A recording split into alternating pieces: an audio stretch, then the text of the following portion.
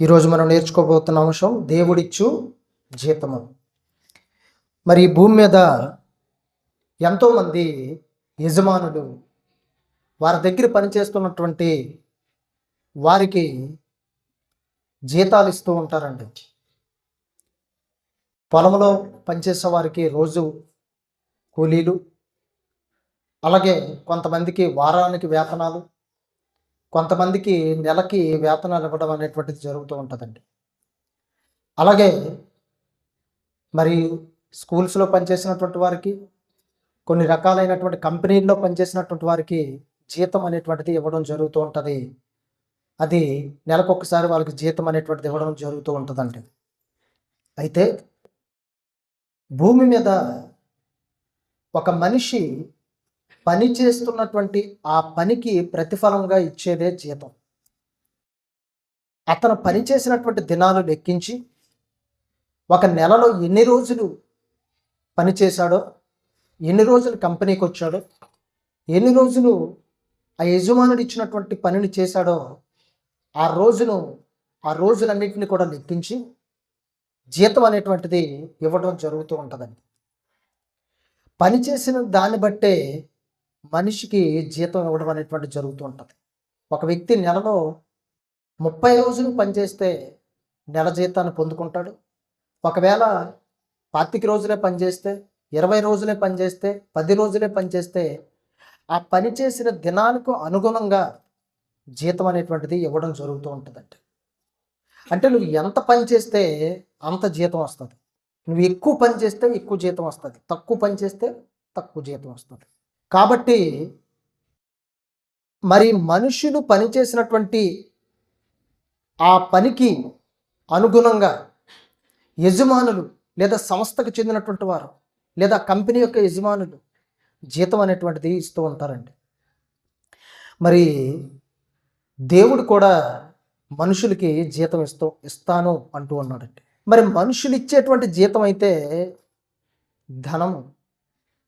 మనుషులు ఇచ్చే జీతం ఏంటండి? ధనం. పనిచేసిన దానికి ఆ రోజు కూలి, వారం కూలి లేదా నెలకి ఇచ్చినటువంటి వేతనాలు ధనం. మరి దేవుడు కూడా మరి జీతము ఇస్తాను అంటున్నాడండి. ఇంతకీ దేవుడి జీతాల గురించి బైబిల్లో ఏమి రాయించాడో కొన్ని మాటలు మన బైబిల్లో నుంచి చూద్దామండి. లోకా రాసిన సువార్త 10వ అధ్యాయం 3వ వచనం నుంచి, మీరు వెల్లుడి, ఇదిగో తోడేళ్ల మధ్యకు గొర్రె పిల్లను పంపినట్టు నేను మిమ్మును పంపుచున్నాను. మీరు సంచినైనను, జాలునైనను, చెప్పులనైనను తీసుకొని పోవద్దు. త్రోవలో ఎవరినైనను కుశల ప్రశ్నలు అడగొద్దు.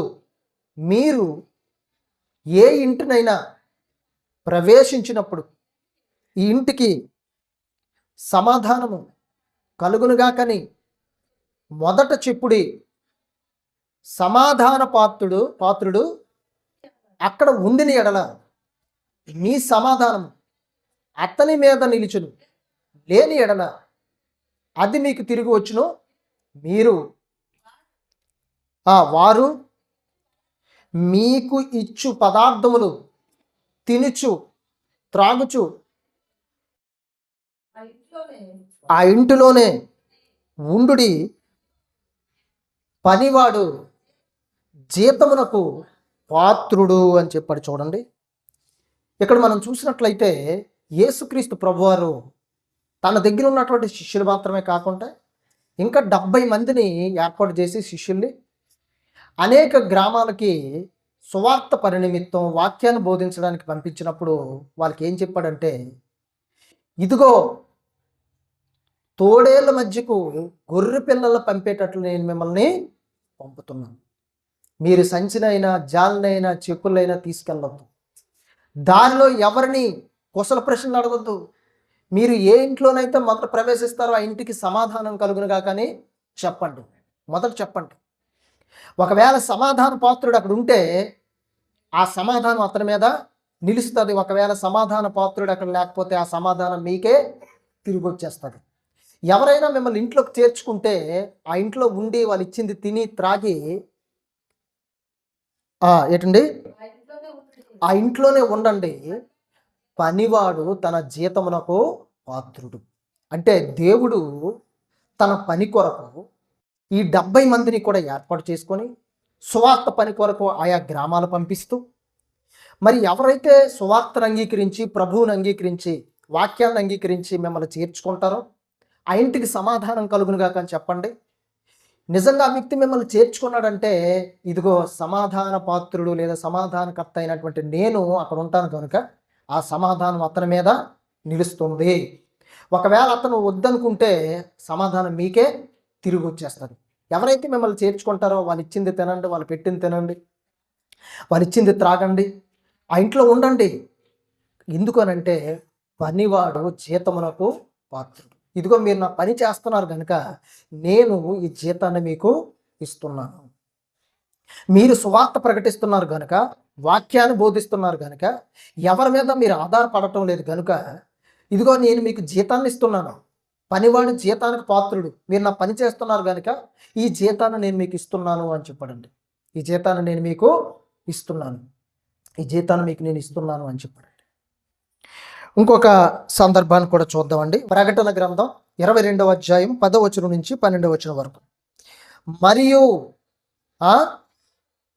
అతడు నాతో ఇలాగ చెప్పెను, ఈ గ్రంథమందున్న ప్రవచన వాక్యములకు ముద్ర వేయవలదు, కాలము సమీపమై ఉన్నది. చూడండి, అన్యాయము చేయవాడు ఇంకను అన్యాయమే చేయనేమో, అపవిత్రుడైన వాడు ఇంకను అపవిత్రుడుగానే ఉండనేమో, నీతిమంతుడు ఇంకను నీతిమంతుడుగానే ఉండనిమ్ము, పరిశుద్ధుడు ఇంకను పరిశుద్ధుడుగానే ఉండనిమ్ము. ఇదిగో త్వరగా వచ్చుచున్నాను, వాని క్రియల చొప్పున ప్రతి వానికి ఇచ్చుటకు నేను సిద్ధపరిచిన జీతము నా యొద్ద ఉన్నది అని చెప్పాడు. చూడండి, దేవుడు ప్రకటన గ్రంథాన్ని యోహాను చేత రాయించి ముగింపు మాటల్లో ఏం చెప్పారనంటే, ఈ గ్రంథమందున్న ప్రవచన వాక్యాలకి ముద్ర వేయొద్దు అని చెప్పాడండి. ఈ గ్రంథంలో ఉన్నటువంటి ప్రవచన వాక్యాలకి ఏం వేయకూడదు? ముద్ర వేయొద్దు. అటుకి ఆ ముద్ర వేయకుండా ఓపెన్గా ఉంచండి దాన్ని. ఎందుకట? కాలము సమీపంగా ఉంది. ఇదిగో నేను వచ్చేటువంటి కాలం సమీపంగా ఉంది, క్రీస్తు రాకడ సమీపంగా ఉందని చెప్తే ఏమంటున్నాడు చూడండి, అన్యాయం చేసేవాడు అన్యాయమో చేయనివ్వండి. ఈరోజు భూమి మీద మీరు చూస్తే చాలామంది అన్యాయం చేసేవారు పెరిగిపోయి అన్యాయానికి గురైపోయేవారు బోల్డ్ మంది ఉన్నారండి. అన్యాయానికి లోనైపోయేవారు బోల్డ్ మంది ఉన్నారు. దేవుడు ఏం చెప్తున్నాడంటే, ఎవరైనా అన్యాయం చేస్తే అన్యాయం చేసేవాడిని అన్యాయం చేయనివ్వండి. ఇంకా అపవిత్రుడిగా ఉంటే, ఎవరైనా పవిత్రుడిగా కాకుండా అపవిత్రుడిగా ఉంటే అపవిత్రుడిగానే ఉండనివ్వండి, అపవిత్రుడిగానే ఉండనివ్వండి. అన్యాయం చేసేవాడు అన్యాయం చేయనివ్వండి. అపవిత్రుడిగా ఎవరైనా ఉంటే, పవిత్రత లేకుండా పాపంతో ఎవరైనా జీవిస్తే వాడిని పాపిగానే ఉండనివ్వండి, అపవిత్రుడిగానే ఉండనివ్వండి. నీతిమంతుడు ఇంకను నీతిమంతుడిగానే ఉండి, ఒకవేళ ఎవరైనా క్రీస్తు రక్తం చేత కడగబడి మారు మనసు పొంది క్రీస్తు రక్తం చేత కడగబడి వాక్యానికి లోబడి నీతిమంతుడిగా క్రీస్తు చేత మార్చబడి విశ్వాసం వల్ల నీతిమంతుడిగా మార్చబడినటువంటి వ్యక్తి ఎవరైనా ఉంటే, తన నీతిని కొనసాగిస్తుంటే ఆ వ్యక్తిని నీతిమంతుడిగానే ఉండనివ్వండి అని చెప్పాడండి. పరిశుద్ధుడు ఇంకను పరిశుద్ధుడిగానే ఉండనివ్వండి. ఎవరైనా క్రీస్తు రక్తం చేత కడగబడి మారు మనసు పొంది క్రీస్తు చేత పాపాలు కడిగివేయబడి, ఆయన రక్తం చేత పాపాలు కడిగివేయబడి పరిశుద్ధుడిగా మార్చబడి, బాప్తిసం ద్వారా పరిశుద్ధుడిగా మార్చబడి ఎవరైనా ఉంటే ఆ వ్యక్తిని పరిశుద్ధుడిగానే ఉండనివ్వండి. ఇదిగో త్వరగా వచ్చుచున్నాను అని చెప్పాడు. చూడండి, దేవుడు అంటే పైన వ్యక్తుల గురించి చెబుతూ, గ్రంథాల గురించి చెబుతూ, కిందకు వచ్చేసరికి ఏమంటున్నారంటే, ఇదిగో నేను త్వరగా వచ్చుచున్నాను. త్వరగా అంటే దేవుని రాకడ ఎలా ఉందటనంటే, సమీపం, కాలము సమీపంగా ఉంది. దేవుడు త్వరగా వస్తున్నాను, క్రీస్తు త్వరగా వస్తున్నాను అని చెప్తున్నాడండి. త్వరగా, ఆయన ఆలస్యం చేయట్లేదట, త్వరగా వస్తున్నాడట, త్వరగా. ఈ మాటలు రాయబడి ఇంచుమించు 2000 సంవత్సరాలు టైం పట్టింది. 2000 సంవత్సరాల క్రిందట రాయబడినటువంటి మాటలు. అప్పుడే యోహాను చేత దేవుడు ఏమని రాయించాడంటే, ఇదిగో నేను త్వరగా వస్తున్నాను. అన్యాయం చేసేవాడిని అన్యాయం చేయనివ్వండి, అపవిత్రుడిగా ఉండేవాడిని అపవిత్రుడిగా ఉండనివ్వండి, నీతిమంతుడిగా ఉండేవాడిని నీతిమంతుడిగానే ఉండనివ్వండి, పరిశుద్ధుడిగా ఉండేవాడిని పరిశుద్ధుడిగానే ఉండనివ్వండి అని చెబుతూ ఏమంటున్నాడంటే, ఇదిగో నేను త్వరగా వస్తున్నాను, ఇదిగో నేను త్వరగా వస్తున్నాను. అంటే క్రీస్తు రాకడ సమీపంగా ఉంది. దేవుడు త్వరగా రాబోతున్నాడు. అంతిమ తీర్పు జరిగించడానికి క్రీస్తు త్వరగా రాబోతున్నాడండి. ఈ భూమి మీద ఉన్నటువంటి మనుషులందరికీ తీర్పు జరిగించి కొంతమంది పరలోకానికి, కొంతమంది నిత్య నరకానికి వెళ్ళడానికి ఆయన తీర్పు తీర్చడానికి రాబోతున్నాడు న్యాయాధిపతిగా. కాబట్టి నేను త్వరగా వస్తున్నాను, నేను ఆలోచన చేయను, త్వరగా వస్తున్నాను అని చెప్తూ కిందనేమన్నాడు చూడండి, వాని వాని క్రియల చొప్పున ప్రతి వానికి ఇచ్చుటకు నేను సిద్ధపరిచిన జీతము నా యొద్ద ఉన్నది అని చెప్పాడండి. అంటే దేవుడు ఇందాక లోకాసువార్తలు మనం చూస్తే శిష్యులకి ఒక రకమైన జీతాన్ని సిద్ధపరిచాడండి. ఏంటి ఆ జీతం అంటే, భౌతికంగా వారికి ఆహారాన్ని, భౌతికంగా వారికి వాటర్ని, భౌతికంగా వారికి కావలసినటువంటి దాన్ని సమకూర్చి దాన్ని దేవుడు జీతంగా వారికి ఏర్పాటు చేశాడు. దాన్ని దేవుడు జీతంగా వారికి ఏర్పాటు చేసి పనివాడు జీతానికి పాత్రుడు అన్నాడండి. ప్రకటన గ్రంథానికి వచ్చేసరికి ఏమంటున్నాడంటే, అన్యాయం చేసేవాడిని అన్యాయం చేయనివ్వండి, అపవిత్రుడిగా ఉండేవాడిని అపవిత్రుడిగా ఉండనివ్వండి, మరి నీతిమంతుడిని నీతిమంతుడిగా ఉండనివ్వండి, పరిశుద్ధుని పరిశుద్ధుడిగానే ఉండనివ్వండి, నేను త్వరగా వస్తున్నాను. వాని వాని క్రియల చొప్పున ప్రతి వానికి ఇచ్చుటకు జీతము నా యొద్ద ఉన్నది. అంటే ఇక్కడికి వచ్చేసరికి లోకసువార్తలేనేమో పనివాడు జీతానికి పాత్రుడంటే, ప్రకటన గ్రంథానికి వచ్చేసరికి వాని వాని క్రియల చొప్పున వానికి జీతాన్ని ఇస్తాను అంటున్నాడు. వాని వాని క్రియల చొప్పున వానికి ఏమిస్తాను అంటున్నాడు? జీతం. అక్కడేమో పని చేస్తే జీతం, ఇక్కడేమో క్రియల బట్టి జీతం. అందరూ జాగ్రత్తగా వినాలండి. అక్కడేమో పని చేస్తే జీతం, ఇక్కడేమో క్రియల బట్టి జీతం. మత్తయి రాసిన సువార్త 5వ అధ్యాయం 15-16 వచనాలు. మనుష్యులు దీపము వెలిగించి కొంచెము క్రింద పెట్టరు, కానీ అది ఇంట ఉండు వారందరికీ వెలిగించుటకై దీపస్తంభం మీదనే పెట్టుదురు. మనుషులు మీ సత్క్రియలు చూచి పరలోకమందున్న మీ తండ్రిని మహిమపరిచినట్లు వారి ఎదుట మీ వెలుగు ప్రకాశింపనివ్వుడి అని చెప్పాడండి. ఎవరైనా దీపాన్ని వెలిగించి కొంచెం కింద పెట్టరు, కానీ ఇంట్లో ఉన్నటువంటి వారు అందరికీ కూడా వెలిగివ్వడానికి దీపస్తంభం మీదనే పెడతారు. అలాగే మనుషులు మీ సత్క్రియలు చూచి పరలోకమందున్న మీ తండ్రిని మహిమపరిచినట్లు వారి ఎదుట మీ వెలుగు ప్రకాశింపనీయుడి అని చెప్పాడండి. అంటే క్రియల్లో 2 రకాలు ఉన్నాయి. ఒకటి సత్క్రియలు, రెండవది దుష్క్రియలు. క్రియల్లో 2 క్రియలు ఉన్నాయండి. ఒకటి సత్క్రియలు, రెండవది దుష్క్రియలు.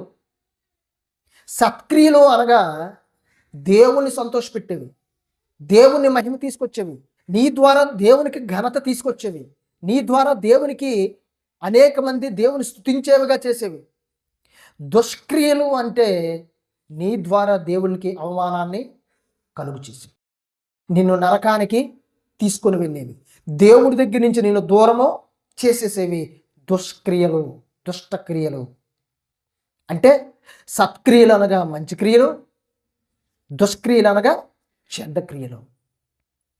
కాబట్టి ప్రకటన గ్రంథంలో ఏం చెప్పాడంటే, వాని వాని క్రియల చొప్పున అన్నాడు. చూడండి, అంటే నువ్వు మంచి క్రియలు చేస్తే నీకు ఒక రకమైన జీతం, నువ్వు దుష్క్రియలు చేస్తే నీకు ఒక రకమైన జీతం ఇవ్వటానికట దేవుడు ఎదురు చూస్తున్నాడటండి. ఇదిగో నేను త్వరగా వస్తున్నాను, వాని వాని క్రియల చొప్పున ప్రతి వానికి ఇచ్చుటకు ఇదిగో నా యొద్ద జీతము ఉన్నది. దేవుడట జీతాన్ని ఇస్తాను అంటున్నాడండి. ఇందాకేమో పని చేస్తే జీతం, ఇప్పుడు క్రియలు చేస్తే జీతం. క్రియలు చేస్తే జీతం, అందులోనూ 2 క్రియలు ఉన్నాయి. మంచి క్రియలు చేస్తే ఒక జీతం, చెడ్డ క్రియలు చేస్తే ఇంకొక జీతం. అయితే ఇంతకీ ఏంటంటే ఆ జీతం? మంచి క్రియలు చేస్తే ఎలాంటి జీతం వస్తుంది, చెడ్డ క్రియలు చేస్తే ఎలాంటి జీతం వస్తుంది? ఇంతకీ ఆయన ఇచ్చేటువంటి జీతం ఏంటి? మనుషులిచ్చే జీతం అయితే డబ్బులు లేదా ఏదైనా వస్తువులు, పదార్థాలు. కానీ దేవుడిచ్చే జీతం, రెండోసారి దేవుడు వచ్చేటప్పుడు ఇచ్చేటువంటి జీతం వేరుగా ఉంటుంది. ఆ జీతం మంచి క్రియలు చేస్తే పర్లేదు, కానీ చెడ్డ క్రియలు, దుష్క్రియలు చేస్తే మాత్రం ఆ జీతం మహాభయంకరంగా ఉంటుందండి. మహాభయంకరంగా ఉంటుంది. చూద్దాం ఎలాంటి జీతాన్ని దేవుడు ఇస్తానంటున్నాడో చూద్దామండి. రోమీలకు రాసిన పత్రిక, అపోస్తలుడైన పౌలు రోమీలకు రాసిన పత్రిక 6వ అధ్యాయం 20 నుంచి 23 వచనాలు. మీరు పాపమునకు దాసులై ఉన్నప్పుడు నీతి విషయమైన నిర్బంధము లేని వారై ఉంటురే. చూడండి, క్రీస్తుని విశ్వసించక మునుపు, మారు మనసు పొందక మునుపు, రక్షణ పొందక మునుపు, క్రీస్తు రక్తంలో మీ పాపాలు కడిగివేయబడక మునుపు మీరు పాపానికి ఎలా ఉన్నారట? దాసులు. పాపానికి దాసులుగా ఉన్నారండి. పాపానికి దాసులుగా ఉన్నారు కాబట్టి నీతి విషయమై ఎలాంటి నిర్బంధమో లేదు. అంటే నీతిగా ఉన్నాం కాబట్టి ఈ రకమైన క్రియలు చేయాలని, ఎలా ఉండాలని, ఎలా జీవించాలని, ఎలా బ్రతకాలని నీకు నిర్బంధం లేదు. ఎందుకంటే నువ్వు ఎవరికి దాసులుగా ఉన్నావు? పాపానికి దాసులుగా ఉన్నావు కాబట్టి నీకు నీతి విషయమైన నిర్బంధం లేదు, అడ్డు లేదు. కింద చదువుదామండి. అప్పటి క్రియల వలన మీకేం ఫలం కలిగెను అంటే, క్రీస్తునందు విశ్వాసం నుంచి మారు మనసు పొందక మునుపు నువ్వు చేసిన దుష్క్రియలన్నిటిని బట్టి, నీవు చేసినటువంటి దుష్టక్రియలను బట్టి, దుష్టక్రియలు పాలు పంపులు పంచుకున్న ప్రతి విధానాన్ని బట్టి, నీ క్రియలు బట్టి అసలు నీకు ఏం ప్రతిఫలం కలిగింది అని అడిగాడండి. నీకేం ప్రతిఫలం కలిగింది? ఎలాంటి ఫలం నీకు వచ్చింది? ఎలాంటి ఫలం నీకు ఉంది? వాటిని గురించి మీరిప్పుడు సిగ్గుపరుచున్నారు కారా? అంటే నిజంగా ఒక వ్యక్తి మారు మనసు పొందుకుంటే, నిజంగా తన యొక్క జీవితాన్ని మార్చుకుంటే, నిజంగా తన ప్రవర్తన మార్చుకుంటే, ఆ వ్యక్తి ఒకసారి మారు మనసు పొంది క్రీస్తు నామంలో బాప్తిజం తీసుకొని క్రీస్తు రక్తం చేత కడిగి వేయబడి మారు మనసు పొంది పరిశుద్ధుడిగా, నీతిమంతుడిగా దేవుని చేత మార్చబడినటువంటి ఆ వ్యక్తి క్రీస్తులోని వచ్చినప్పుడు, క్రీస్తును ధరించుకున్నప్పుడు, లోకాన్ని చూసినప్పుడు, పాత జీవితాన్ని చూసినప్పుడు, పాత ప్రవర్తన, పాత స్వభావం, పాత ఆలోచనలు, పాత క్రియలు చూసినప్పుడు, అయ్యో నేను ఒకప్పుడు ఎలా ఉండేవాడినా, అయ్యో నేను ఒకప్పుడు ఎలా జీవించేదాన్నా, అయ్యో నా క్రియలు ఈ విధంగా ఉండేవా, అయ్యా నా ఇన్ని దుష్టక్రియల్లో నేను జీవించేవన్నా, ఇన్ని దుర్మార్గపు క్రియల్లో నేను జీవించేవన్నా, ఎలాంటి పాపానికి దాసురాలనైపోయి నేను ఉండేవన్నా, అసలు ఎలాంటి క్రియలు నా జీవితంలో ఉండేవా అని వాటిని బట్టి సిగ్గు అనేటువంటిది నీలో కలుగుతుంది. వాటిని బట్టి ఏం కలుగుతుంది? సిగ్గు కలుగుతుంది. అయ్యో ఒకప్పుడు నీతి విషయమైన నిర్బంధం లేకుండా పాపానికి దాసురాలుగా మారిపోయి నాకు ఇష్టం వచ్చినటువంటి బ్రతుకుతూ, నాకు ఇష్టం వచ్చినటువంటి క్రియలు చేస్తూ, నాకు ఇష్టం వచ్చినటువంటి మాట్లాడుతూ, నాకు ఇష్టం వచ్చినటువంటి పనులు చేస్తూ నేను ఎలా జీవించాను ఒకప్పుడు. కానీ ఇప్పుడైతే క్రీస్తు రక్తం చేత కడగబడ్డాను, ఇప్పుడైతే మారు మనసు పొందాను, ఇప్పుడైతే ప్రభువు నాకు రక్షణ అనుగ్రహించాడు, అయ్యా ఒకప్పుడు ఎలా జీవించానా అని ఆ క్రియలు చూసేసరికి నీలో సిగ్గు అనేటువంటిది కలుగుతుంది అని చెప్పాడండి. ఆ క్రియలు చూసేసరికి నీలో ఏం కలగాలి? సిగ్గు కల్పించాలి, సిగ్గు అనిపించాలండి. అయ్యో ఒకప్పుడు ఎంత నీచమైనటువంటి బ్రతుకుని నేను బ్రతికాను, ఎంత నీచమైనటువంటి క్రియలు నేను చేశాను, ఎంత నీచమైనటువంటి ప్రవర్తన నేను కలిగి ఉన్నాను, ఎంత నీచమైనటువంటి స్వభావంతో నేను జీవించాను. ఈరోజు అవన్నీ కూడా విడిచిపెట్టాను, క్రీస్తు రక్తం చేత నేను కడగబడ్డాను అని అవి చూసేటప్పుడట సిగ్గు కలగానట. అయ్యో ఒకప్పుడు నా జీవితం ఎంత దీనిగా ఉండేదని వాటిని చూసేటప్పుడు నీ పాత జీవితాన్ని, నీ ప్రాచీన స్వభావాన్ని నువ్వు చూసేటప్పుడు సిగ్గు కలుగుతూ ఉండాలటండి. కింద చదువుతామండి.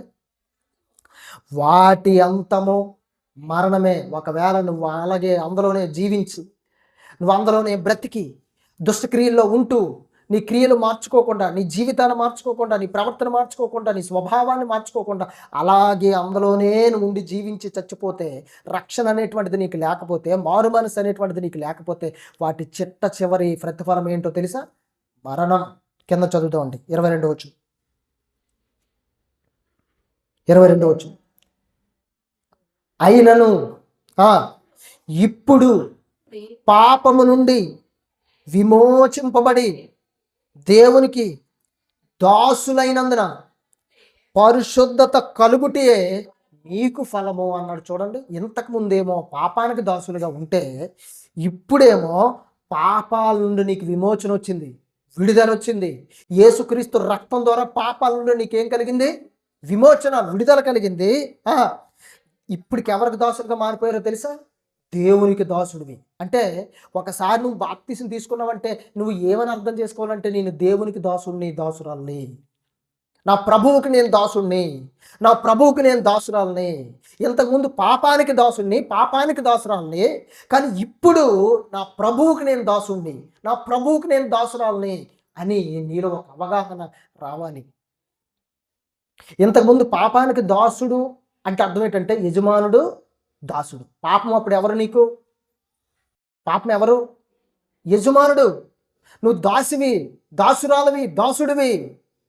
అంటే పాపం నిన్ను ఎలా చెప్తే అలా చేసావు, ఎలా జీవించమంటే అలా చేసావు. పాపానికి నీ మీద అధికారం ఉంది. పాపం నిన్ను ఏలుబడి చేసింది, నీ మీద అధికారం ఉంది. పాపానికి నీకు యజమానుడిగా ఉంది పాపం.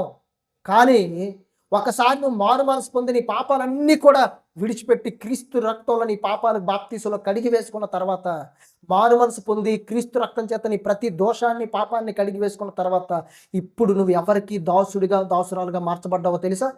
నీ ప్రభువుకి దాసుడిగా, దాసురాలుగా మార్చబడ్డావు. అంటే ఇప్పుడు నీకు యజమాని ఎవరు? యజమాని ఎవరంటే ప్రభువు. నీ ప్రభు అంటే ఇప్పుడు నీకు యజమాని ఎవరంటే నీ ప్రభు.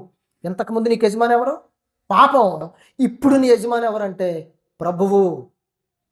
ప్రభువు. కాబట్టి ఏమంటున్నారంటే దేవునికి దాసులైనందున పరిశుద్ధత కలుగుటే నీకు ఫలం అన్నాడంటే. అంటే దేవుడు నీకు ఫలాన్ని ఇచ్చాడు. ఏ విధమైన ఫలాన్ని ఇచ్చాడంటే నిన్ను పరిశుద్ధపరచడమే నీకు ఇచ్చినటువంటి ఫలము. పాపం నుండి నీకు విడుదల కలిగించడమే నీకు ఇచ్చినటువంటి ఫలము. నువ్వు పరిశుద్ధుడిగా, పరిశుద్ధురాలుగా మార్చబడ్డమే దేవుడు నీకు ఇచ్చినటువంటి ఫలము. అర్థమైందండి? అంటే పరిశుద్ధత అనేటువంటిది ఏంటట? ఫలము. పరిశుద్ధత ఏంటండి? ఫలం. అంటే బాప్తిసం పొందగా నువ్వు పరిశుద్ధుడిగా, పరిశుద్ధురాలుగా మార్చబడ్డావు చూడు, అది దేవునికి ఇచ్చిన ఫలం. ఆ దేవునికి ఇచ్చిన ఫలం కింద చదువుతామంటే 23 వచనం. దాని అంతము నిత్య జీవం. ఇందాక దాని అంతం ఏమని చెప్పాడండి? వచనంలో చూడండి మరొకసారి. అప్పటి క్రియల వల్ల మీకేమి ఫలము కలిగెనో వాటిని గురించి మీరు ఇప్పుడు సిగ్గుపడుచున్నారు కారా? వాటి అంతము మరణం. అంటే పాపంలో జీవించి పాపంలోనే నువ్వు చచ్చిపోతే వాటి అంతం ఏంటో తెలుసా? మరణం. ప్రభునామం అందు విశ్వాసం ఉంచి క్రీస్తు రక్తంలో నీ పాపాన్ని కడిగేసుకున్న తర్వాత, నువ్వు పరిశుద్ధుడిగా, పరిశుద్ధురాలుగా మార్చబడిన తర్వాత, నీకు దేవుడు ఫలాన్ని ఇచ్చిన తర్వాత, పరిశుద్ధత అనేటువంటి ఫలాన్ని ఇచ్చిన తర్వాత, దీని అంతం ఏంటో తెలుసా? దీని అంతం ఏంటో తెలుసా? నిత్య జీవం. దాని పాపం వల్ల వచ్చేటువంటి నీకు ఫలము, దాని అంతం ఏంటంటే మరణం. క్రీస్తు వల్ల నీకు వచ్చేటువంటి ఫలం పరిశుద్ధత, దాని అంతము నిత్య జీవం. నిత్య జీవం అంటే నిత్య జీవం అంటే అర్థం ఏంటంటే, ఆదాము ఒక 940 సంవత్సరాలు, సుమారు 30 సంవత్సరాలు ఎంతో బ్రతికాడు. మెతూషేల 969 సంవత్సరాలు బ్రతికాడు ఈ భూమి మీద. అయినా ఒకరోజు వాళ్ళు చనిపోయారండి. అయినా ఒకరోజు వాళ్ళు ఏమైపోయారు? చనిపోయారు. సుమారు 1000 సంవత్సరాలకు దగ్గరగా జీవించినా చనిపోయారు. కానీ నిత్య జీవం అంటే అర్థం ఏంటంటే నిత్యము జీవించటం. నిత్యము జీవించటం. క్రీస్తునందు నువ్వు మారు మనసు పొంది దేవుని కొరకు నువ్వు బ్రతికితే నీ అంతం ఏంటో తెలుసా? నిత్య జీవం. నీకున్న అంతం ఏంటో తెలుసా? నీ చిట్ట చివరి ఆ జీవితం ఏంటో తెలుసా? నిత్య జీవం.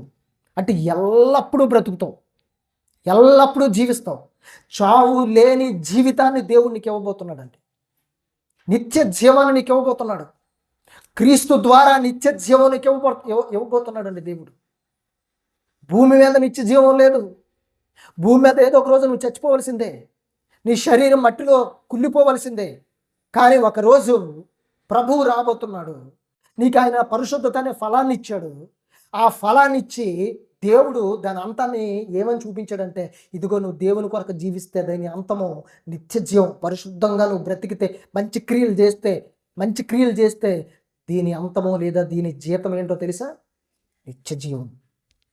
అంటే నువ్వు దేవుని కొరకు బ్రతికితే దేవుడు నీకు ఇచ్చే జీతం ఏంటో తెలుసా? పరిశుద్ధంగా దేవుడు నీకు ఇచ్చే జీతం ఏంటో తెలుసా? నిత్య జీవం అండి. నిత్య జీవం, పరలోకాన్నే జీతంగా నీకు ఇవ్వబోతున్నాడు దేవుడు. పరలోకాన్నే నీకు జీతంగా అనుగ్రహించబోతున్నాడు దేవుడు. పరలోకాన్నే నిత్య జీవంగా నీకు ఇవ్వబోతున్నాడు దేవుడు. కింద చదువుతాం చూడండి, 23వ వచనంలో, ఏలయనగా పాపము వలన వచ్చు జీతం మరణం అన్నాడు. చూడండి, చూసారా? అంటే నువ్వు దేవుడు కొరకు బ్రతికితే దేవుడు నీకు ఇచ్చే జీతం నిత్య జీవం అయితే, దేవుని కొరకు బ్రతకకుండా పాపంలోనే నువ్వు జీవించి ఒకవేళ నువ్వు చచ్చిపోతే నీకు ఆయన ఇవ్వబోతున్నటువంటి జీతం ఏంటో తెలుసా? మరణం అంటే దేవునికి ఇవ్వబోతున్న జీతం ఏంటో తెలుసా? మరణం. అందుకే మేదన ఏం చెప్పాడు తెలుసా? ప్రకటన గ్రంథంలో, ప్రతి వానికి వాని క్రియల చొప్పున ఇదిగో జీతము నేను ఇస్తాను అని చెప్పాడంటే, నేను సిద్ధపరిచాడట ఆయన జీతాన్ని. అంటే మంచి వాళ్ళకు ఒక జీతాన్ని సిద్ధపరిచాడు, దుష్క్రియలు చేసేవారికి ఒక జీతాన్ని సిద్ధపరిచాడు. అందుకే దేవుడు వదిలేసాడండి. ఏమన్నాడో తెలుసా? మంచోడిలాగా ఉండనివ్వండి, పరిశుద్ధుల్లాగా ఉండనివ్వండి, మరి ఎవరిని అపవిత్రుల్లాగా ఉండనివ్వండి, అన్యాయం చేసేవాళ్ళలాగా ఉండనివ్వండి, నీతిమంతుల్లాగా ఉండనివ్వండి. ఇదిగో నేను త్వరగా వచ్చుచున్నాను, ప్రతి వానికి వాని క్రియల చొప్పున నేను సిద్ధపరిచిన జీతాన్ని ఇస్తాను అని చెప్పాడండి. ఇస్తాను అంటే దేవుడు జీతాన్ని సిద్ధపరిచాడు. ఇప్పుడు జీతం నీ క్రియల మీద ఆధారపడి ఉంటుందండి. ఇప్పుడు జీతం నీ క్రియల మీద ఆధారపడి ఉంటుంది. అంటే నువ్వు బాప్తిసం తీసుకున్నా, నువ్వు దేవుని కొరకు బ్రతకపోతే, నువ్వు పాపంలోనే జీవిస్తే, లోకంలోనే జీవిస్తే, అలా జీవించి ఒకరోజు సడన్గా నువ్వు చచ్చిపోతే దేవుడు నీకు ఇచ్చే జీతం ఏంటో తెలుసా? మరణం. అంటే మరి అనుకోవచ్చండి, ఏంటి మరణం అంటే అందరూ చచ్చిపోతారు కదా, ఏంటి ఆ మరణం అనేటువంటి చూద్దామండి. ప్రకటన గ్రంథం 21వ అధ్యాయం 8వ వచనాన్ని చదువుదామండి. పిరికివారు, అవిశ్వాసులు, అసహ్యులు, నరహంతకులు, వ్యభిచారులు, మాంత్రికులు, విగ్రహారాధికులను, అబద్ధికులందరూ అగ్ని గంధకములతో మండు గుండములో పాలు పొందుదురు.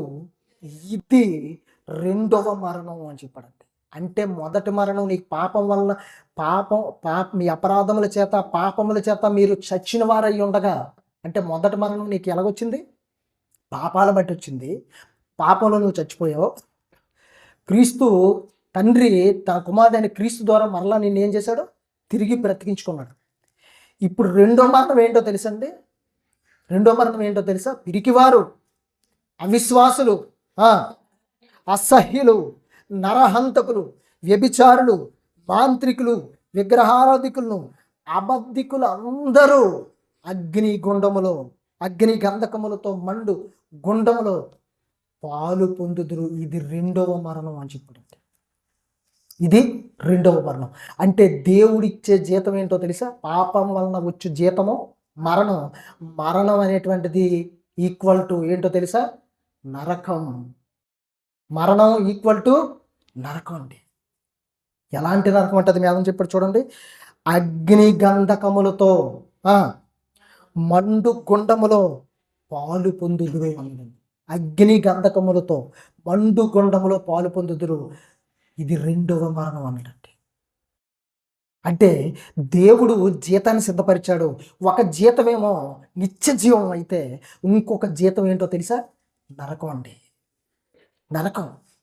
నువ్వు మంచి క్రియలు చేసి మంచి స్వభావాన్ని కలిగి ఉండి మంచిగా నీతిగా దేవుడి కోసం నువ్వు బ్రతికితే దేవుడు నీకు ఒక జీతాన్ని ఇవ్వడానికి సిద్ధంగా ఉన్నాడు. ఆ జీతమే నిత్య జీవం. ఒకవేళ పాపంలోనే జీవించి పాపం కొరకే బ్రతికి లోకం కొరకే నువ్వు బ్రతికి పాపంలోనే నువ్వు చచ్చిపోతే పాపం వలన వచ్చేటటువంటిది ఒక జీతం ఉంది. ఆ జీతం ఏంటో తెలుసా? మరణం. ఆ మరణమే రెండవ మరణమైన నరకం. ఇక పౌలు ఒక మాట చెప్తున్నాడు, జీతం కోసం చూద్దామండి. అపోస్తలుడైన పౌలు కొరింథీయులకు రాసిన మొదటి పత్రిక 9వ అధ్యాయం 16వ వచనం నుంచి చదువుదాం. నేను సువార్త ప్రకటించుచున్నాను, నాకు అతిశయ కారణము లేదు. సువార్తను ప్రకటింపవలసిన భారము నా మీద మోపబడి ఉన్నది. అయ్యో, నేను సువార్తను ప్రకటింపకపోయిన ఎడల నాకు శ్రమ. ఇది నేను ఇష్టపడి చేసిన ఎడల నాకు జీతము దొరుకును అన్నాడు. చూడండి, నాకు జీతము దొరుకును. చూసారా, మేధన ఏమని చెప్పాడంటే, నేను సువార్తను ప్రకటించడానికి నాకు అతిశయ కారణం అంటూ ఏమి లేదు. అంటే సువార్త ప్రకటిస్తున్నాను కాబట్టి నేనేదో గొప్పోడినని ఉన్నతులనని అతిశయ కారణం లేదు. ఇంకేమని చెప్తున్నాడు చూడండి, 16వ వచనం. సువార్తను ప్రకటింపవలసిన భారము నా మీద మోపబడి ఉన్నది అని చెప్పాడండి. సువార్తను ప్రకటించవలసిన భారము నా మీద మోపబడి ఉన్నది. అంటే సువార్తను ప్రకటించే భారం దేవుడు ఎవరి మీద మోపాడు? పౌలు మీద. ఆయన పౌలు మీద ఒక్కడి మీదైనా మోపాడు? ఎవరి మీద మోపాడు? మీరు ప్రభు శరీరాన్ని తీసుకుంటున్నారు, ప్రభు రక్తాన్ని త్రాగుతున్నారు. అక్కడ ఒక మాట చెప్పాడండి, ప్రభువు వచ్చు వరకు ఆయన మరణమును ప్రచురించుదుము అనొచ్చు. అంటే మరణాన్ని గురించి ప్రకటించమంటున్నాడు. ఎవరి మరణం ఇది? ప్రభువు మరణం. ఆయన మరణాన్ని గురించి ఎందుకు ప్రకటించమంటున్నాడు అంటే, ఆయన జననం కంటే మరణం గొప్పదా అంటే మరణమే గొప్పది. క్రిస్మస్ గొప్పది కాదు, ఆయన మరణం గొప్పది. అర్థమైందండి? అందుకే మరణాన్ని గురించే ప్రకటించమంటున్నాడు, జననాన్ని గురించి కాదు. కానీ ఇప్పుడు జరుగుతుంది ఏంటంటే, జననాన్ని గురించి ప్రకటనలు ఎక్కువైపోయింది, కానీ మరణాన్ని గురించి ప్రకటనలు ఏమైపోయాయి? తగ్గిపోయాయి. నువ్వు ప్రకటించవలసింది ఆయన మరణం. జననం కంటే ఆయన మరణం గొప్పది. ఎందుకు గొప్పదో తెలుసండి? యేసుక్రీస్తు ఒక్కసారి మనుషులందరి పాపం నిమిత్తం బలిగా అర్పించబడ్డాడు. ఆయన బలి ద్వారా, ఆయన శిలువ మరణం ద్వారా, ఆయన కార్చిన రక్తం ద్వారా యావత్ భూమి మీద ఉన్న మనుషులందరూ విశ్వసించిన ప్రతి వానికి క్రీస్తు రక్తం ఏం చేస్తుంది? వారి పాపముల నుండి విమోచన కలిగిస్తుంది. పాపం అనే రోగము నుండి విడిపిస్తుంది. ఆయన పొందిన దెబ్బల వలన, ఆయన పొందిన గాయాల ద్వారా పాపం అనే రోగానికి స్వస్థత కలుగుతుంది. పాపం అనే రోగం నుండి దేవుడు నిన్ను విడిపిస్తున్నాడు, రక్షణ ఇచ్చాడు ఆయన మరణం ద్వారా. కాబట్టి ఆయన మరణం గొప్పది. ఆయన మరణాన్ని గురించే ప్రకటించమన్నాడండి. కాబట్టి పౌలు అంటున్నాడు ఇక్కడ, సువార్త ప్రకటించవలసిన భారము నా మీద మోపబడి ఉన్నది. చదువుతోండి. అయ్యో, నేను సువార్తను ప్రకటింపకపోయిన ఎడల నాకు శ్రమ అన్నాడు. చూడండి, అంటే సువార్తను గురించి నువ్వు ఒకవేళ ప్రకటించకపోతే, ప్రభు శరీరాన్ని తిని ప్రభు రక్తాన్ని త్రాగి ప్రభు మరణం అనే సువార్తను ప్రకటించకపోతే నాకు శ్రమ అంటున్నాడు పౌలు. సువార్తని ప్రకటించకపోతే నాకు శ్రమ అంటున్నాడు. పౌలుకు ఒక్కడికే శ్రమ కాదు, ప్రకటించకపోయిన వారికి అందరికీ శ్రమ. కిందనేమన్నాడు చూడండి, ఇది నేను ఇష్టపడి చేసిన, అంటే కష్టంతో చేయకూడదు సువార్త, బాధతో చేయకూడదు, ఎవరో బలవంత పెడితే చేయకూడదు, ఎవరో ఫోర్స్ చేస్తే నువ్వు సువార్త చేయకూడదు. సువార్త పని ఎలా చేయాలో తెలుసా? భారముతో ఇష్టపడి చేయాలి. సువార్త పని ఎలా చేయాలండి? భారంతో. ఈ సంవత్సరంలో ఒక్కరినైనా నేను ప్రభు దగ్గరికి నడిపిస్తానన్న భారంతో ఇష్టపడి సువార్త చేయాలండి. ప్రభువు పని ఇష్టపడి చేయాలి, కష్టంతో కాదు. కష్టపడి చేయకూడదు, ఇష్టంతో చేయాలి. చదువుకున్న విద్యార్థులు ఇష్టంతో చదివితే మంచి ర్యాంక్ పొందుకుంటారు. కష్టంతో చదివారు అనుకోండి, అంటే ఇష్టం లేకుండా సరైన ర్యాంకును పొందుకోలేరు. అలాగే ఆఫీసులో ఎవరైనా ఇష్టంతో ఒళ్ళొంచి చక్కగా పని చేస్తే మంచి జీతం దొరుకుతుంది. మరి పని చేయట్లేదు అనుకోండి, సరైన జీతం దొరకదు. అలాగే దేవుని పని కూడా నువ్వు ఇష్టంతో చేస్తే, సువార్త అనే దేవుని పని నువ్వు ఇష్టంతో చేస్తే, పౌలు ఏమంటున్నాడో తెలుసా? ఇది నేను ఇష్టపడి చేసిన ఎడల నాకు జీతమో దొరుకును అన్నాడు. చూడండి, అంటే సువార్త ప్రకటిస్తే జీతం ఇస్తాను అంటున్నాడండి దేవుడు. ఏంటి ఆ జీతం తెలుసా? ఇందాక మనం రోమ పత్రికలో ఏం చదువుకున్నాం? వాటి అంతము నిత్య జీవం అని చెప్పాడండి. వాటి అంతము నిత్య జీవం. అంటే సువార్త ప్రకటిస్తే, సువార్త ప్రకటించు వాని పాదములు దేవుని పర్వతము మీద సుందరములై ఉన్నవి అని చెప్పి. అంటే నువ్వు సువార్త కొరకు ఒక అడుగేస్తే, సువార్త నిమిత్తం నీ పాదాలతో ఒక అడుగేస్తే, దేవుని పట్టణం మీద అవి ముద్రించబడి సుందరాలుగా కనిపిస్తాయట దేవుడికి. చూసారంటే దేవుని పని అంటే వట్టిది కాదండి. దేవుని సువార్త అంటే ప్రకటన అంటే వట్టిది కాదండి. సువార్త పరిచర్య, సువార్త ప్రకటన అంటే వట్టిది కాదండి. సువార్త ప్రకటించి వారి పాదములట దేవుని పరిశుద్ధ పర్వతం మీద సుందరాలుగా కనిపిస్తాయట. అంటే నీ పాదాలు ఎంతో అందంగా సుందరంగా కనిపిస్తాయట దేవుడికి, దేవుని దూతలకి. అంటే సువార్త పని నువ్వు ఇష్టపడి చేస్తే జీతం దొరుకుతుంది. ఆ జీతం ఏంటంటే చావులేని జీవితం, చావులేని బ్రతుకు, నిత్య జీవం, అక్షయమైన శరీరం దేవుడు నీకు జీతంగా ఇవ్వబోతున్నాడండి. నీ క్రియల చొప్పున నువ్వు దేవుడి కోసం బ్రతికితే ఇదిగో నిత్య జీవం అనే జీతం. నువ్వు దేవుడి కోసం బ్రతకకపోతే నీకేం జరుగుతుందో తెలుసా? పాపం వల్ల వచ్చే జీతము మరణం, అది రెండవ మరణమైన నరకం. అంటే జీతం అనగా అర్థం ఏంటనంటే, ఇక్కడ ఒకటోది నిత్య జీవం అయితే రెండవది నరకం అండి. నరకం. పౌలు ఇష్టపడి చేసేటట్టు దేవుడి పని ఇష్టపడి చేసేదట. నువ్వు పాట పాడితే ఇష్టపడి పాట పాడాలి. నువ్వు సువార్త చెప్తే ఇష్టపడి సువార్త చెప్పాలి. నువ్వు దేవుని కొరకు ఏదైనా పని చేస్తే ఇష్టపడి దేవుని కొరకు పని చేయాలి. కష్టంతో చేయకూడదండి, ఇష్టంతో చేయాలి. అప్పుడే నీ పాదాలు దేవుని పర్వతం మీద సుందరాలుగా కనిపిస్తాయి, అందంగా కనిపిస్తాయి అటండి. అంటే పాదాలు అందంగా కనిపించాయి, అంటే నీ పాదాలు అందంగా కనిపించాయట. అంటే నువ్వు సువార్త ప్రకటిస్తే నీ పాద పచ్చులు దేవుడి దగ్గర కనిపిస్తాయి అందంగా. అంటే నీ పాదాలు అక్కడ ముద్రించబడతాయి. నీ పాదాలు ఏం చేయబడతాయి అంటే దేవుని పర్వతం మీద ముద్రించబడతాయి అని చెప్పాడండి. కాబట్టి నీకు దేవుడు ఏమిస్తాడంటే నిత్యజీవం అనే జీతాన్ని ఇవ్వబోతున్నాడండి.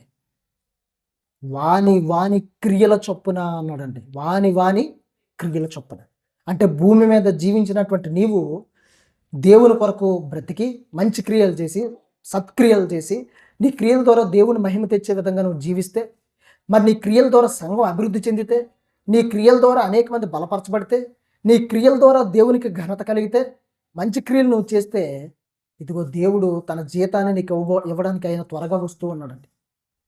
ఒకవేళ దేవుడి కొరకు నువ్వు జీవించుకుంటా పిరికివాడిగా, పిరికిదానిగా, అవిశ్వాసిగా, లోక సంబంధిగా, మరి లోకానుసారంగా జీవించే వ్యక్తిగా నువ్వు బ్రతికితే రెండవ మరణమైన నరకం అనే జీతాన్ని నీకు ఇవ్వడానికి ఆయన వస్తున్నాడండి. రెండవ మరణమైన నరకం అనే జీతాన్ని నీకు ఇవ్వడానికి ఆయన వస్తున్నాడు. దేవుడి దగ్గర నువ్వు జీతాన్ని పొందుకోవడానికి రెడీగా ఉండాలి. ఖచ్చితంగా జీతం వస్తుంది. దేవుని కొరకు నువ్వు కష్టపడి పని చేస్తే, దేవుని కొరకు బ్రతికితే ఒక జీతం, దేవుని కొరకు బ్రతకకుండా లోకానుసారిగా నువ్వు జీవించి చచ్చిపోతే ఇంకొక జీతం రావడం పక్కా, కానీ వచ్చే జీతంలోనే తేడా ఉంటుందండి. ప్రతి ఒక్కరికి ఇస్తాడు. అందుకే దేవుడు కొంతమందికి ఇస్తానని చెప్పలేదు. ఏమని చెప్పాడు చూడండి, ప్రకటన గ్రంథంలో 22వ అధ్యాయం, ప్రకటన గ్రంథం 11వ వచనం నుంచి.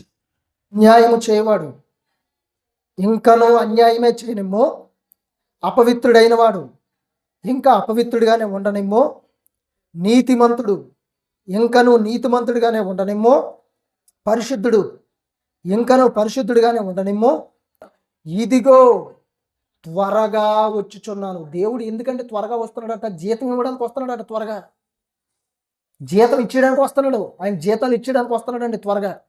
2 రకాల జీతాలు ఉన్నాయి ఆయన చేతిలో. ఒక చేతిలోనేమో ఆశీర్వాదకరమైన పరలోక సంబంధమైనటువంటి నిత్య జీవమైనటువంటి జీతం అయితే, ఇంకోటి మరణకరమైనటువంటి నిత్య నాశనమైనటువంటి నరకమైనటువంటి జీతం. నీకు జీతం రావడం కన్ఫర్మ్, కానీ ఏ జీతం పొందుకుంటావు అనేది నీ క్రియల మీద ఆధారపడి ఉంటుంది. ఎలాంటి జీతాన్ని దేవుడి దగ్గర నుంచి నువ్వు పొందుకుంటావు అన్నది, నువ్వు మంచి క్రియలు చేస్తే మంచి జీతాన్ని పొందుకుంటావు, నిత్య జీవం అనే జీతం. చెడ్డ క్రియలు చేస్తే, చెడ్డ పనులు చేస్తే నరకం అనే జీతాన్ని పొందుకుంటావు. ఆయన త్వరగా వస్తున్నాడట, జీతం ఇవ్వడానికే త్వరగా వస్తున్నాడట. ఇదిగో నీ జీతం, ఇదిగో నీ జీతం, ఇదిగో నీ జీతం. నీ జీతం వచ్చేసరికి నీకు తెలిసిపోద్ది. నీ జీతం వచ్చేసరికి నీకు తెలిసిపోద్ది. కాబట్టి ఇదిగో త్వరగా వచ్చుచున్నాను, వాని వాని క్రియల చొప్పున ప్రతి వానికి ఇచ్చుటకు అన్నాడు. చూడండి, అంటే కొంతమందికో ఎవరికో కొంతమందికో కొన్ని గ్రూపుకో ఇవ్వడానికి రాలేదు ఆయన. వాని వాని క్రియల చొప్పున ప్రతి వానికి, అంటే భూమి మీద ఉన్నటువంటి మనుషులందరికీ జీతాన్ని సిద్ధపరిచి ఉంచాడండి. ఆ జీతం పరలోకం అయితే, పరలోకాన్ని సంపాదించుకునే జీతం నువ్వు పౌరులాగా కష్టపడి పనిచేసి దేవుని సంతోషపెట్టే జీతం అయితే, నీ క్రియలు దేవుని గణపరిచే జీతం అయితే నీకు పరలోకం అనే జీతాన్ని ఇస్తాడు, నిత్య జీవం అనే జీతాన్ని ఇస్తాడండి దేవుడు. ఒకవేళ నువ్వు దేవుని కొరకు బ్రతకని వ్యక్తిగా లోకంలో జీవించి పాపంలోనే నువ్వు చచ్చిపోయే వ్యక్తి అయితే, రెండో మరణమైన నరకం అనే జీతాన్ని దేవుడు నీకు ఇవ్వడానికి రెడీగా ఉన్నాడు. జీతాన్ని పొందుకోవడానికి నువ్వు సిద్ధంగా ఉండాలి. ఏ జీతాన్ని పొందుకుంటావు? ఎలాంటి జీతాన్ని పొందుకుంటావు?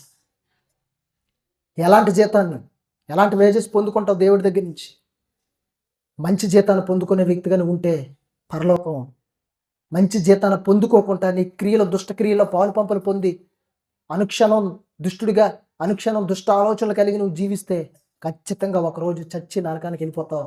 భయంకరం. ఏమని చెప్పాడో తెలుసండి, అక్కడ ప్రకటన గ్రంథంలో ఏమని చెప్పాడు? ఇందాక మనం చదువుకున్నటువంటి మాటలో, అగ్ని గంధకములతో మండు గుండములో పాలు పొందుతురు. అక్కడ అగ్ని ఆరదు, పురుగు అక్కడ నువ్వు చచ్చిపోవు. అగ్ని ఆరదు. యుగ యుగాలు యుగ యుగాలు యుగ యుగాలు కాలుతూనే ఉండాలంట. కాలుతూనే ఉండాలి. యుగ యుగాలు కాలుతూనే ఉండాలండి, కాలుతూనే ఉండాలి. కానీ మంచి జీతాన్ని నువ్వు పొందుకుంటే, పరలోకం అనే జీతాన్ని, నిత్య జీవం అనే జీతాన్ని నువ్వు పొందుకుంటే, యుగ యుగాలు ప్రభుతో పాటు సంతోషంగా, ఆనందంగా, సమాధానంగా, నెమ్మదిగా, సుఖముగా నీ జీవితాన్ని పరలోకంలో నువ్వు వెళ్ళబోచ్చండి. చావులేని జీవితం. ఇద్దరికీ చావు ఉండదు. అక్కడ అగ్ని ఆరదు, పురుగు చావదు. అక్కడ చచ్చిపోవు, నరకంలోనూ చచ్చిపోవు. నిత్య జీవంలో కూడా ఏమైపోవు? చచ్చిపోవు. కాకపోతే తేడా ఏముంటుందంటే, యుగ యుగాలు అక్కడ కాలుతూ ఉంటావు, అక్కడేమో యుగ యుగాలు ప్రభువును స్తుతిస్తూ నీతి సూర్యుడిగా ప్రకాశిస్తుంటే యుగ యుగాలు ఆయన సన్నిధిలో సంతోషిస్తూ ఉంటావు. ప్రతి బాష్ప బిందువును దేవుడు ఏం చేస్తాడు? చూస్తాడు. ఏది కావాలి? ఎలాంటి జీతాన్ని పొందుకోవడానికి నువ్వు సిద్ధపడుతున్నావు? వాని వాని క్రియల చొప్పున, నీ క్రియలే నీకు జీతాన్ని నిర్ణయిస్తాయి. నీ క్రియలే, మంచి క్రియలైతే ఒక జీతం, చెడ్డ క్రియలైతే ఇంకొక జీతం. నీ క్రియలే జీతాన్ని నిర్ణయిస్తే ప్రతి వానికి, పురుషుడని, స్త్రీ అని, యూదుడని, గ్రీసు దేశస్థుడని దేవుడికి భేదం లేదు. అందరికీ వాళ్ళ క్రియల చొప్పున జీతం ఇవ్వడానికి ఆయన సిద్ధంగా ఉన్నాడు. త్వరగా రాబోతున్నాడు. నీ దేవుడు త్వరగా రాబోతున్నాడండి. క్రైస్తవులకి నీకు ఉన్న నిరీక్షణ ఏంటంటే, ఆయన రాబోతున్నాడు, క్రీస్తు రాబోతున్నాడు. నువ్వు జీతం పొందుకోవడానికి రెడీగా ఉండాలి. ఎలాంటి జీతాన్ని పొందుకుంటావో మరి నీ క్రియల మీద ఆధారపడి ఉంటుంది. అది నీ క్రియల మీద ఆధారపడి ఉంటుంది. కాబట్టి అక్కడ ఏమన్నాడు చూడండి చివరిగా, ఇదిగో త్వరగా వచ్చుచున్నాను, వాని వాని క్రియలు చొప్పున ప్రతి వానికి ఇచ్చుటకు నేను సిద్ధపరిచిన జీతము నా యొద్ద ఉన్నది. దేవుడు జీతాన్ని సిద్ధపరిచాడండి ఆల్రెడీ. వీళ్ళకి ఈ జీతం ఇవ్వాలి, వీళ్ళకి ఈ జీతం ఇవ్వాలి, వీళ్ళకి జీతం ఇవ్వాలి. నీ క్రియలు బట్టి నీకు జీతం నిర్ణయించబడుతుంది. ఏ జీతం మంచిదా చెడ్డదా, నరకమా పరలోకమా, నరకమా పరలోకమా, నరకమా పరలోకమా అనేది నీ క్రియలే నిర్ణయించేస్తుంటాయి. కాబట్టి పౌల్లాగా దేవుడి కొరకు బ్రతికి, దేవుని పని కష్టపడి చేసి, దేవుని కొరకు నీతిగా యథార్థంగా భక్తిగా నువ్వు జీవిస్తే పరలోకం అనే జీతం నీకు దొరుకుతుంది, పౌలుకు దొరికినట్టే. ఒకవేళ లోకానుసారంగా నువ్వు బ్రతికి లోకంలో జీవించి పాపంలోనే నువ్వు చచ్చిపోతే, పాప క్రియలు చేస్తూ నిరంతరం అలాంటి ఆలోచనలు కలిగి నువ్వు బ్రతికి చచ్చిపోతే నీకు నరకం అనే జీతం, మండుగుండంలో పాలు పంపులు పొందిపోతావు. అగ్ని గంధకంతో మండుగుండంలో పాలు పంపులు పొందుతావండి. మరి సొదొమ గొమొర్రా దేవుడు నాశనం చేసేటప్పుడు అగ్ని గంధకాలు భూమి మీద కురిసాయి. నేల మొలకలను సైతం ఆయన ఏం చేసాడో తెలుసా? నాశనం చేసేటట్టు.